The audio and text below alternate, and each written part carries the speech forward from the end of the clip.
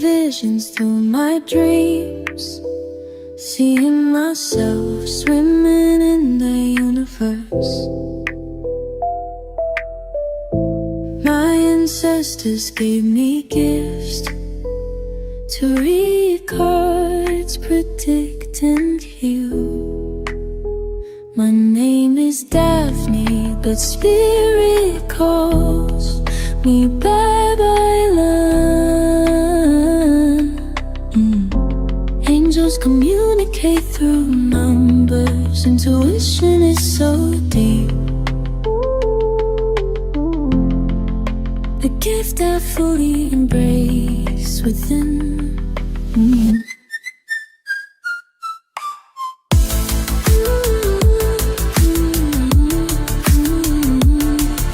Hi everyone! Welcome po sa inyong almost personal readings. Ayan, tignan-tignan natin kung ano ang mga nangyayari sa paligid. I want you to know that this is a general reading. You may resonate po sa buong reading na ito or baka konti lang, no? Take what's only yours. And this is also a timeless reading. Ayan. Gusto ko pong malaman ninyo na kung kailan nyo ito napanood, ayan. Ito po ay the message is meant to find you. The Three of Wands. So nakakakita tayo dito na tayo mismo ay siguro naiinip, nag-aantay sa tamang panahon, maybe confused, hindi alam kung anong gagawin. Naghahanap tayo dito ng enlightenment, although we have some ideas. Probably we just don't know how it's going to, the step by step, no? Para sumakses. Ayan. Or probably you're also thinking na you're waiting for something na hindi na dadating. Kasi with the Three of Wands, there may be uncertainty in here, no? Of the person might be coming or returning, no? With the Ten of Cups, you're waiting for your person to come back. You're waiting for your person to also put the connection into another level of commitment. Ang dami nating nasa isip, no? I feel like these are all in our crown chakra. Madaming naglalaro dyan eh. Mga tanong, expectations, even the failures, no? Kumbaga, nag-aano na tayo. Natitrain na natin yung isip natin, if things gonna work, eto mangyayari, no? And nagsasanga-sanga siya. If things don't work, meron ka rin namang mga senaryong nabubuo. The Ace of Swords. I think that you're waiting for either your person to, yun nga, put the connection to another level of commitment. For your person to take action, no? Kailan ba kami ikakasal? Kailan kami mag-live in? Kailan kami magkakaanak or madadagdagan yung anak? One of the questions here are, magtatagal ba yung relationship namin? Now, I want to clarify this Three of Wands. The Justice and the World card. So, parang feeling natin dito, medyo naapi tayo, no? Or our person is parang do not care about our emotions, our feelings, not to take for granted tayo. There are also times that this relationship, no, parang nafe-feel mo na nawawala yung affection, nawawala yung emotion ni person. The Justice card kasi parang sinasabi dito, this is what you wanted. This is what you are waiting, no? Ibigay din, magkaroon ng reciprocation, no? The World card is mabago. So, which means, siguro nandito ka nga sa part na you feel empty, no? Kahit nandito tayo sa isang relationship. So, you're waiting for someone to love you as much as you love them. Kung hindi man sobra, at least pantayan yung level of emotion, no? And efforts na ginagawa mo. With the Ace of Swords in here, this is an indication of This is probably what you wanted, no? This is probably yung makakapagpasaya sa'yo, no? Ah, the Knight of Coins and the Nine of Swords. It's because stuck tayo sa isang relationship na hindi natin alam kung saan papunta. Ah, so probably meron tayong mga anxieties, stressed, sleepless nights. Nakikita ko nga, lalo na dun sa mga mag-asawa, na parang hindi na kayo nagsasabay kumain. Uh, it felt like you're still hoping, you're still preparing for food, no? Um, Yun nga lang, talagang ang dalang. Parang malakas pa yung ihi, no, ng manok. Umiihi ba yung manok? I don't know. Sa pagbigay sa'yo ng attention and affection. Let's clarify the Nine of Swords with the Princess of Swords and the Seven of Cups.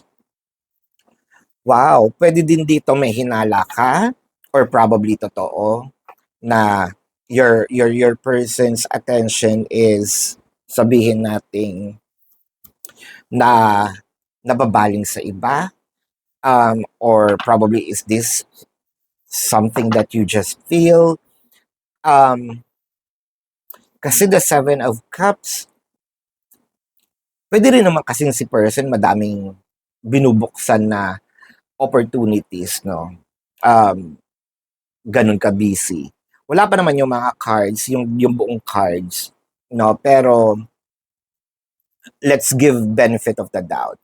Sabihin natin madami siyang gustong mangyari. Baka meron ng trabaho, nagsa-side hustle pa. If that's the case, hindi naman tayo pwedeng magreklamo dahil that's for your person's benefit, no? And kung mag-asawa naman, mas magbe-benefit yun dahil para sa inyo. Yun nga lang, dapat siguro nagiging balanse, no? Dapat siguro din, siguro naiisip natin, no? Dapat ba akong tumulong? Maghanap din ng trabaho? Ang dami. One thing's for sure, yung commitment, sobrang lamig na, no? Yun yung nafe-feel natin. With the Temperance, ayan, the Five of Cups. Bakit parang feeling mo, sobrang anlamig-lamig ni person? Feeling mo, every time na you try to take action, no? Taking action is ayusin, no? Maging malambing, kumbaga nag-exert tayo, no? We're doing some extra miles. And yet, it's not working. So parang nangihinayang tayo sa mga efforts na ginagawa natin. Nakakawalang gana na rin kasi nandito ka sa isang situation na ibinibigay mo naman lahat. And sobra-sobra pa nga.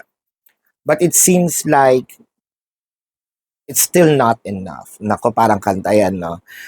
I give my best, but my best wasn't good enough. Ayan. With the Nine of Coins and the Death card. Ooh. Nine of Coins. Your only happiness here is the return, no? Of your person's emotion. The return of your person's commitment. Passion, no? With the Emperor, the Four of Wands, the Magician. I feel like si person iba ang perception when it comes to commitment. Have you read the book Man are from Mars and Women are from Venus, no? Iba kasi yung perception ng lalaki, no, when it comes to commitment. Kasi lalaki, they feel like I need to provide. That's the norm or that's the social norm, no, na create nitong society. Ang babae naman is more of emotional, no? Again, hindi mostly, no, hindi naman siya sa lahat. Pero yung majority. Uh, I feel like si person nakukulangan eh, no? Nakukulangan sa efforts niya, nakukulangan sa mga ginagawa niya, nakukulangan siya sa I feel like may gustong patunayan dito si person sa relationship. Whether this is your person's competing with other people, pwede kasing your person's competing with the friends, no?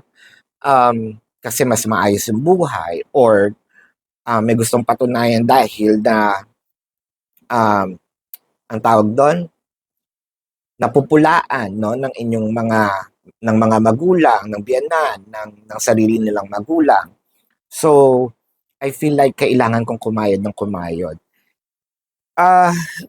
Did Seven of Swords? No, wala naman kasi Seven of Swords dito eh. Nine of Swords. Yung stress level. So, wala akong nakikita ditong third party option or third party rather na tao. Yung third party mo may be the ego of your person, the drive of your person to succeed, time, no, na ini-spend nila sa trabaho, sa pagkakayod, no? Yun yung nakikita natin. So, medyo nakakaawa, medyo nakakabagbag, no? Pero your person's trying to be strong and probably give you the love that they knew how. Siguro kailangan lang dito ng understanding and open communications, no? So, yan ang iyong reading. Let's check the zodiac sign of your person. This can be their sun sign or a placement in their chart. Leo, Aries, Scorpio, Taurus, Pisces, Sagittarius, Cancer, Virgo, Gemini is here, Cancer, Libra, Aquarius is here. So yan, this is your reading. Maraming salamat. Love and light. Namaste. See you po sa susunod na readings. Goodbye. Predicting future is my purpose. Yelling the stars.